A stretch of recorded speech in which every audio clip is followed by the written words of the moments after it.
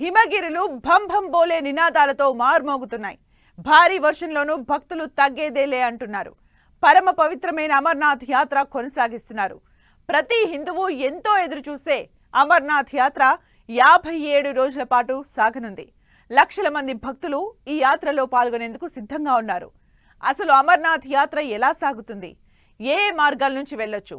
యాత్ర కోసం కేంద్ర రాష్ట్ర ప్రభుత్వాలు చేసిన ఏర్పాట్లేంటి?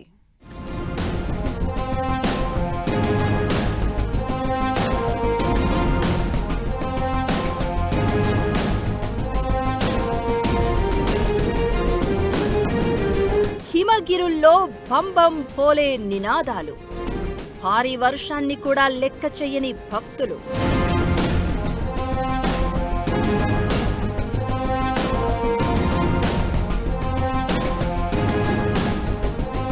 అద్భుత అనేట్లు అమర్నాథ్ యాత్ర మొదటి రోజే 12,000 మందికి పైగా దర్శనం.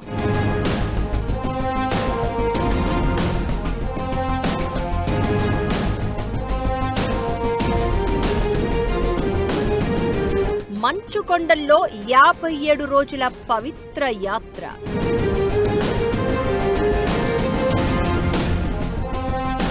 భక్తులకు అండగా భారీ భద్రతా బలగాలు. యాత్ర సందర్భంగా భక్తులకు మోదీ లేఖ.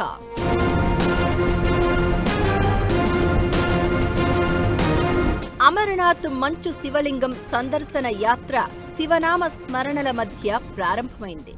అమరనాథ్ యాత్ర ప్రారంభమైన మొదటి రోజే భారీ వర్షం కురియడంతో భక్తులు ఇబ్బందులు పడ్డారు.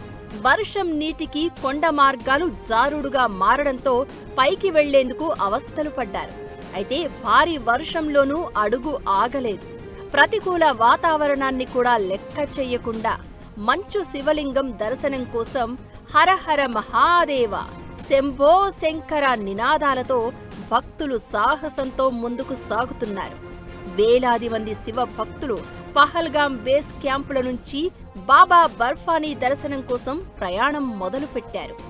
57 రోజుల పాటు సాగే ఈ సుదీర్ఘ యాత్ర మొదటి రోజే 12,000 మందికి పైగా భక్తులు పవిత్ర మంచు శివలింగాన్ని దర్శించుకుని ప్రత్యేక పూజలు నిర్వహించారు. దక్షిణ కశ్మీర్ హిమాలయాల్లో సుమారు 3,880 మీటర్ల ఎత్తులో ఉన్న ఈ గుహాలయాన్ని దర్శించుకున్న వారిలో 9,350 మంది పురుషులు, 2,250 మంది మహిళలు, 200 మందికి పైగా పిల్లలు, 70 మంది సాధువులు, 260 మందికి పైగా భద్రతా సిబ్బంది ఉన్నారని అధికారులు తెలిపారు. జూలై 3న ప్రారంభమైన అమరనాథ్ యాత్ర ఆగస్టు 28న ముగియనుంది. ప్రతికూల వాతావరణం మధ్య భద్రతా బలగాలు, సహాయక బృందాలు అప్రమత్తతో వ్యవహరిస్తూ భక్తులకు సాయం అందిస్తున్నారు.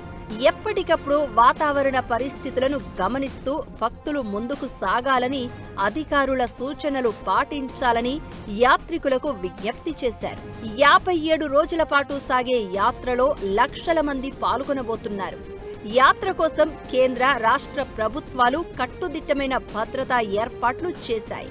పవిత్ర అమర్నాథ్ గుహకు భక్తులు 2 మార్గాల ద్వారా చేరుకుంటారు.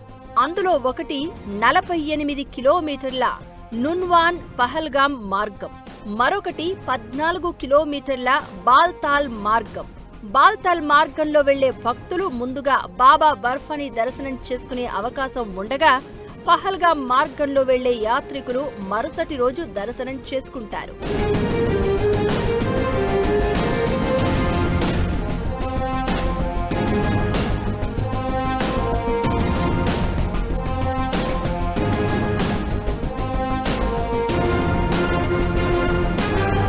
అమర్నాథ్ యాత్రికులకు ప్రత్యేక లేఖ రాస్తూ ప్రధాని మోదీ శుభాకాంక్షలు తెలిపారు. ప్రతి భక్తుడు 5 సంకల్పాలు తీసుకోవాలని పిలుపునిచ్చారు. యాత్రా మార్గంలో పరిశుభ్రతను కాపాడుతూ స్వచ్ఛతకు ప్రతి ఒక్కరూ తమ వంతు సహకారం అందించాలని సూచించారు. అధికారులు జారీ చేసే సూచనలు, ట్రాఫిక్ నియమాలు, భద్రతా మార్గదర్శకాలను తప్పకుండా పాటించాలని కోరారు. వర్షాలు, జారుడు మార్గాలు, చలి లాంటి పరిస్థితులపై జాగ్రత్తలు తీసుకోవాలని సూచించారు. వోకల్ ఫర్ లోకల్ భావనతో యాత్ర ఖర్చులో కనీసం 10% స్థానిక ఉత్పత్తులు కొనుగోలు చేయడానికి వినియోగించాలని సూచించారు. దీంతో జమ్మూ కశ్మీర్ జనాల జీవనోపాధికి మద్దతు లభిస్తుందని తెలిపారు. యాత్ర ముగిసే రోజు రక్షాబంధన్ సందర్భంగా తమ సోదరుడు లేదా సోదరికి ఒక మొక్కను బహుమతిగా ఇవ్వాలని, తల్లి పేరు మీద ఒక చెట్టు ఉద్యమానికి మద్దతు ఇవ్వాలని సూచించారు. బాబా అమరనాథ్ ఆశీస్సులు ప్రతి భక్తుడిపై ఉండాలని ఆకాంక్షించారు. యాత్ర భక్తులకు నూతన శక్తి, ఆధ్యాత్మిక చైతన్యం అందించాలని శుభాకాంక్షలు తెలిపారు మోదీ.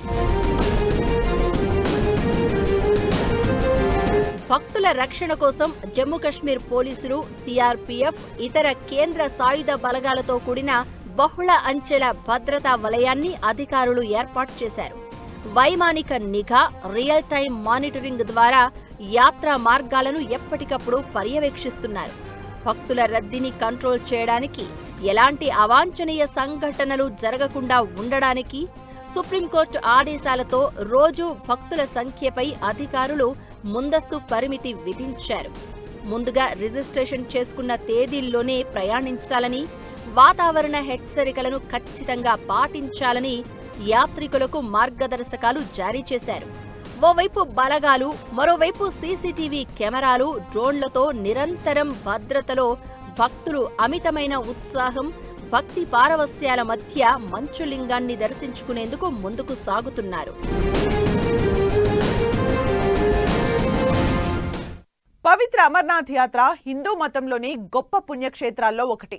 సహజంగా మంచుతో ఏర్పడిన శివలింగాన్ని దర్శించుకోవడానికి ఏటా లక్షలాది మంది భక్తులు యాత్రకొస్తుంటారు. అమర్నాథ్ గుహ, శివలింగం విషయంలో అంతు చిక్కని రహస్యాలు ఎన్నో ఉన్నాయి.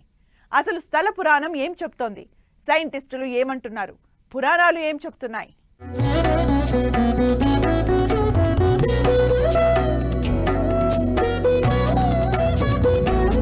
అమర్నాథ్ గుహలో వెలిసే మంచు శివలింగం కోట్లాది మంది హిందువుల ఆరాధ్య దైవం. అమర్నాథ్ గుహ సముద్ర మట్టానికి సుమారు 4000 మీటర్ల ఎత్తులో ఉంది. శ్రీనగర్కు ఈశాన్యంగా దాదాపు 145 కిలోమీటర్ల దూరంలో ఉన్న ఈ గుహ ఏడాది పొడవునా తీవ్ర మంచుతో కప్పి ఉంటుంది. గుహ పై భాగంలోని సున్నపు రాయి, జిప్సం శిలల్లో ఉన్న సూక్ష్మ పగుళ్ల ద్వారా హిమనదాలు, మంచు కరిగిన నీరు నెమ్మదిగా గుహలోకి చేరుతుంది. గుహ లోపల ఉష్ణోగ్రత 0 డిగ్రీల కంటే తక్కువగా ఉండడంతో నీటి బిందువులు ఒక్కో పొరగా గడ్డకట్టడం ప్రారంభమవుతుంది. రోజులు గడిచే కొద్దీ ఆ పొరలు ఒకదానిపై మరొకటి పేరుకుపోతూ కింద నుంచి పైకి ఎదిగే మంచు స్తంభంలా ఏర్పడుతుంది. భక్తులు దర్శించే మంచు శివలింగం ఇదే.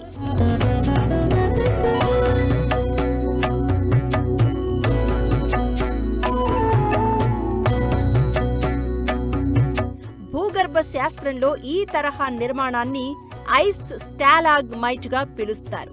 మంచు శివలింగం ఏటా ఒకే ఆకారంలో కనిపించదు. కొన్ని సంవత్సరాల్లో భారీగా ఏర్పడితే మరికొన్ని సందర్భాల్లో చిన్న పరిమాణంలోనే దర్శనమిస్తుంది. దీనికి వాతావరణ పరిస్థితులే ప్రధాన కారణమని సైంటిస్టులు చెప్పే మాట.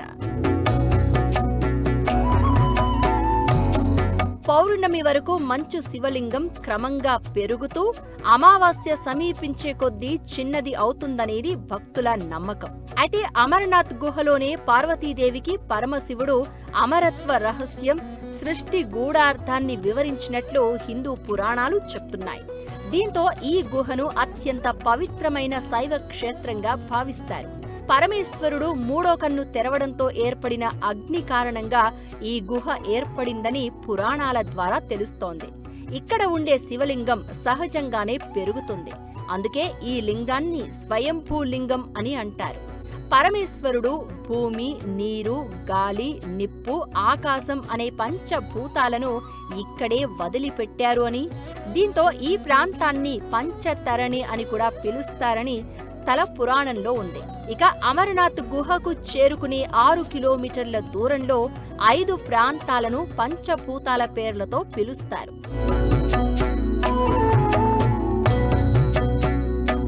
అమరనాథ్ దగ్గర ప్రవేశించే పంచ నదులు శివుడి జటాజూటం నుంచి ప్రవహించాయని నమ్ముతారు.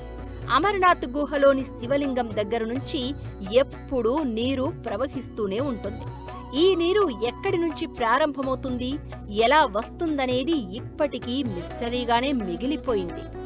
ఏటా క్లిష్టమైన వాతావరణం, ఎత్తైన పర్వత మార్గాలను అధిరోహించి లక్షలాది మంది భక్తులు ఇక్కడికి చేరుకుని మంచు శివలింగాన్ని దర్శించుకుంటారు.